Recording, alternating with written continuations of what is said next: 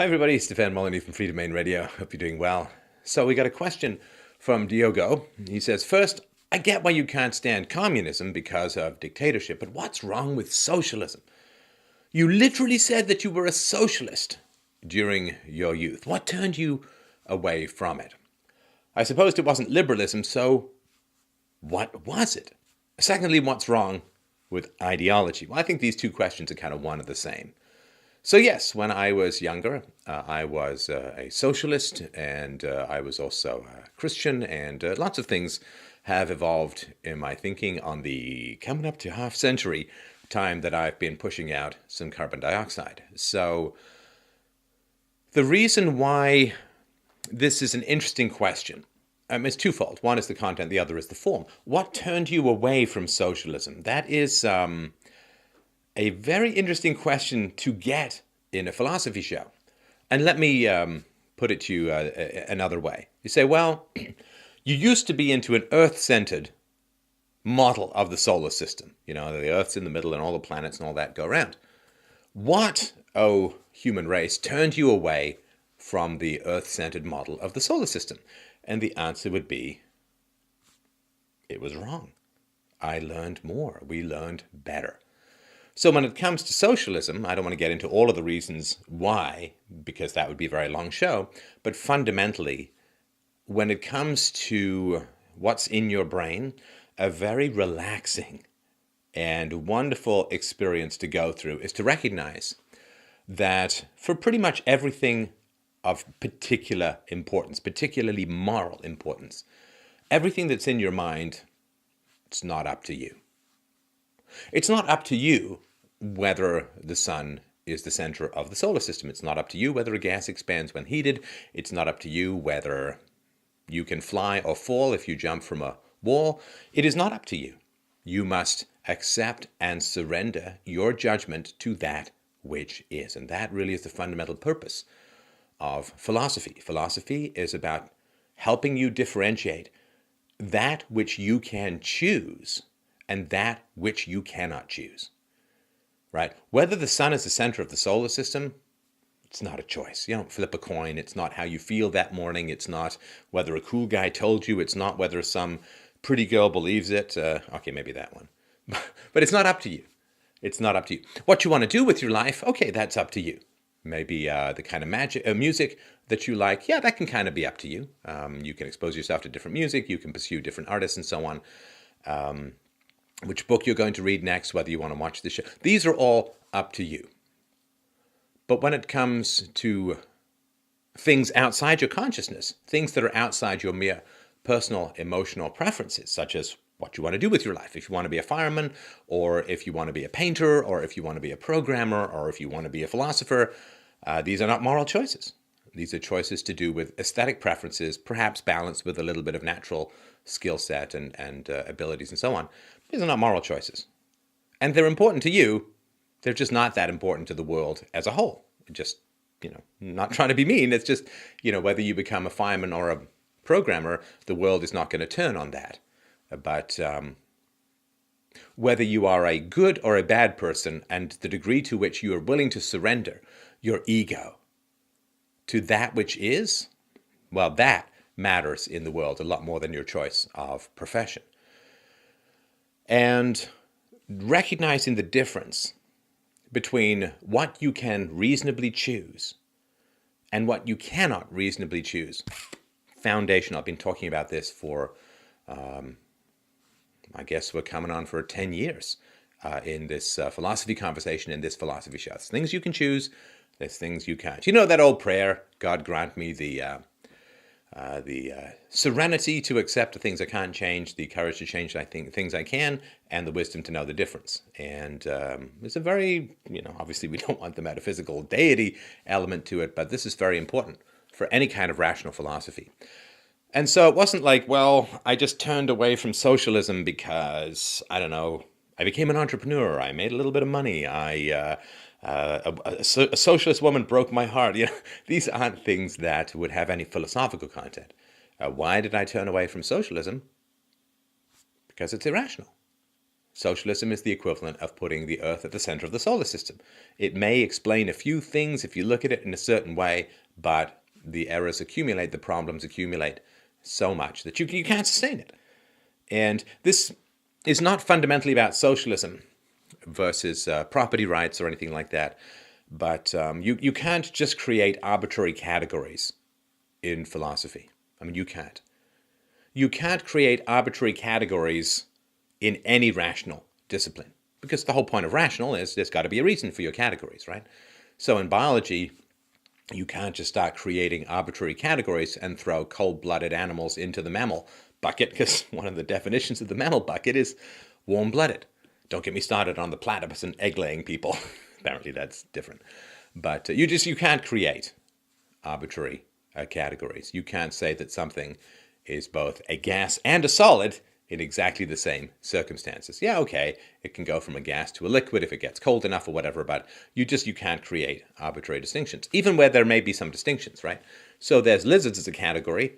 There are different species of lizards as a category because they have biological genetic differences, but there's no such thing as a green chameleon followed by a blue chameleon. If you take it from a green surface and put it onto a blue surface, these aren't different species. That's just what the chameleons do in terms of changing their colors. So refusing to grant to your thinking arbitrary distinctions is foundational to growing up and being wise and being thoughtful. And the wonderful thing is it offloads a huge amount of processing. Right? Philosophy is like the GPU, the graphics processing unit for your video game. It offloads a lot of processing onto something else. So when it comes to what is virtuous, what is right, what is true, what is good, how should I promote virtue and what is virtue, the wonderful thing is it's not up to you. It's not up to you. It's not up to me. It's not up to any individual person, in the same way that the sun being the center of the solar system is not up to Copernicus. It's not up to Tycho Brahe. It's not up to the Pope. It's not up to anyone. It's just what is true, what is factual, what is real. And so once you take the megalomaniacal will out of your approach to truth, in other words, goodness must be willed and the sentimentality and quote, concern for the poor or whatever it is that defines your approach to social organization, what is nice, what appears to solve problems in the short run, what is pragmatic, what is the greatest good for the greatest number, this is all subjective nonsense. We don't say, well, the choice as to whether the sun or the earth is at the center of the solar system is judged by that which is best for society, that which seems to solve problems in the short run, that which makes me feel better, or that which is the greatest good for the greatest number. We can put all of that aside. That is the great epiphany of philosophy. We can put all of that aside. Don't have to will it, don't have to try and convince it, don't have to go chasing data down that in a confirmation bias supports my prior prejudices. I don't have to deal with sentimentality. I don't have to deal with any of that. What is consistent? And I mean, there's so much that's wrong with socialism, but there's very, very briefly the steps that led me to reject it as an Earth-centered model of the solar system was basically we own ourselves and we own the effects of our actions. You can't have a debate with anyone. You can't even have a conversation with anyone without accepting those two basic realities. We own ourselves and we are responsible for the effects of our actions, right? That's why if a guy kills a woman, he owns the murder. He is responsible for the murder and you punish him, not just his hands or his fingerprints or his dog or the lamppost out front of his house. He is in control of himself and he is responsible for the effects of his actions. This is as true whether he creates a murder or creates crops or a house or some piece of property. So we own ourselves and we are responsible for the effects of our actions. And nobody can deny that to you. I mean, they can try, but they're just being ridiculous because they are using their own self-control, the control over their own body, to create an argument that they are responsible for, opposing an argument that you used your body to create and to expostulate, which you are responsible for. So you simply can't possibly reject the idea of self-ownership and being responsible for the effects of your actions. You can do anything you want. It's just wrong. You can say that 2 and 2 make 5. Just wrong. So we own our own bodies and we own the effects of our actions. Now, nobody says that if you plant one flower on your property, that's your flower. But if you plant 10 flowers, well, after 9, it's not your property. That's creating an arbitrary distinction. The volume or degree or size of property ownership is immaterial to property rights. Property rights aren't like solid if you have one toothbrush, but if you have 3 toothbrushes, you're stealing from someone who deserves or wants or needs a toothbrush. So this basic reality, and it's not up to me. It's not up to me. This is just basic philosophical, rational, empirical consistency. Nobody says, well, if you kill one person, you're a murderer. But if you kill 10 people, you're a saint, right? I mean, assuming it's just murder.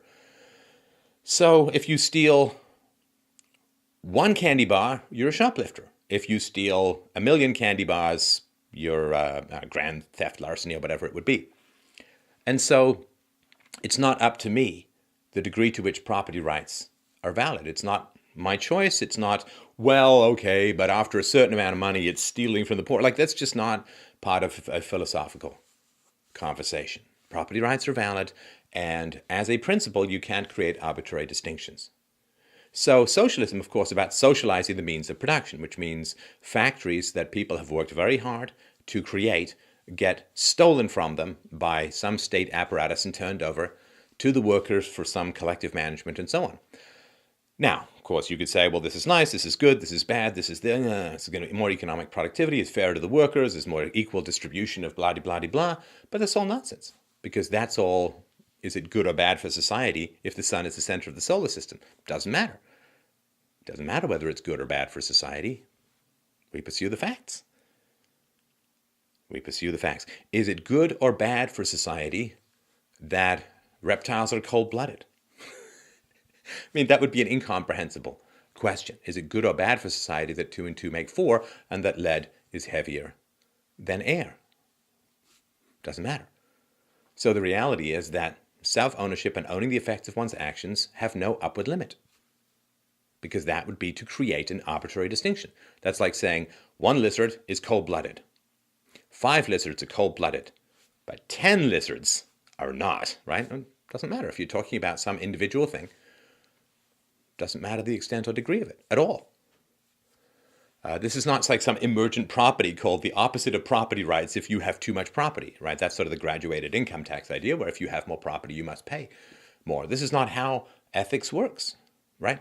Slavery is immoral. It doesn't matter if you have 1 person in the hold of a ship or 1,000 people in the hold of a ship. It's just immoral. Multiplying immoralities does not suddenly produce morality. Multiplying property does not eventually justify theft. It's not up to me. It's not up to you.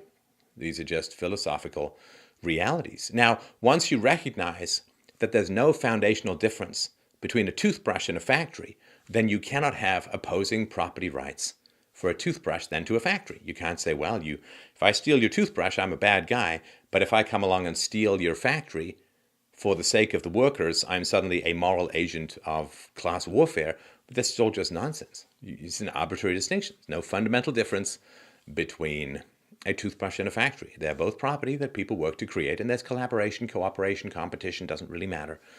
As long as it's voluntary trade that has produced the effect of property, it's not up to you. So this idea of like, well, what mysterious thing turned you against socialism? Well, what mysterious thing turned sensible people away from creationism and towards evolution? Well, it's valid. It's true. Did someone who believed in the Tooth Fairy and Santa Claus really break your heart? I mean, when you were younger, you believed in the Tooth Fairy, you believed in Santa Claus. What happened? What turned you against these things? It's like, well, nothing. I just grew up and stopped using arbitrary distinctions and stopped creating imaginary categories of magical opposition based on inconsequential things like volume.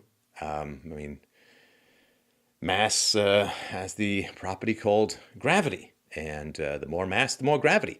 And it's not like you go over a certain amount of mass and gravity reverses itself. I mean, it's just the way it is. And so it's not a choice. Now, ideology is the second part of your question. Ideology is that which creates arbitrary categories, right? That's just the way it is. It's an arbitrary category. So ideology says, well, the moment somebody has a factory, we should steal it from them and give it to the workers. Why? Would you steal his kidney and give it to someone, even if that person really wanted the kidney? Well, no. There are people out there who are blind, and if you got Joe's socialist eyeball plucker out there with a spork, you could transfer one of my eyes to the person who was blind. And then he would have one eye, and I would have one eye. Would we be arguably better off? I don't know. But it's wrong to pull a full-on King Lear Gloucester and out-vile jelly my eye with a spork. Sorry. It's not up to me, it's not up to you, that's wrong. And there's no fundamental difference between a kidney and a factory, between an eyeball and a toothbrush. They are both aspects of self-ownership that you have worked to create or maintain. So there's just this relaxation. You offload the decision-making to philosophy, and it no longer is a matter of will where you're trying to balance some social outcome and nag and negotiate with people and so on. It's like, no, sorry, it's wrong. It's wrong. I don't care if it feels like agricultural productivity is higher in the 16th century if you have slaves. It's wrong. It doesn't matter. What other complications ensue because of that?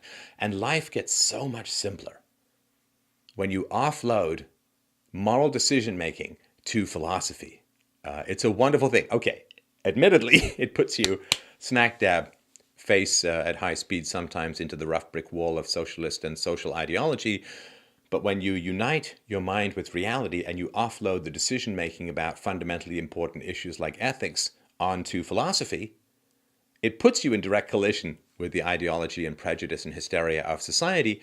Well, that's okay. The people who accepted that the sun was the center of the solar system ran into some ideologies of their time, particularly theologies where the Bible says the earth is fixed and does not move and so on. Well, that's just the natural conflict between superstition and philosophy, between irrationality and rationality, between ideology and empiricism. So offload things onto philosophy, and your life is fully clear, and you have wonderful principles that are stable and great. Nature, to be commanded, must be obeyed, and virtue, to be achieved, must be surrendered to philosophy and taken out of the realm of personal preference. So that's why. And this happened in a wide variety of spheres and fields with me. And it's a relaxing and wonderful, wonderful place to be. With, again, the exception being that for a time, it will put you as a rational thinker in conflict with the ideologues and sophists and propagandizers of your age. But I like that.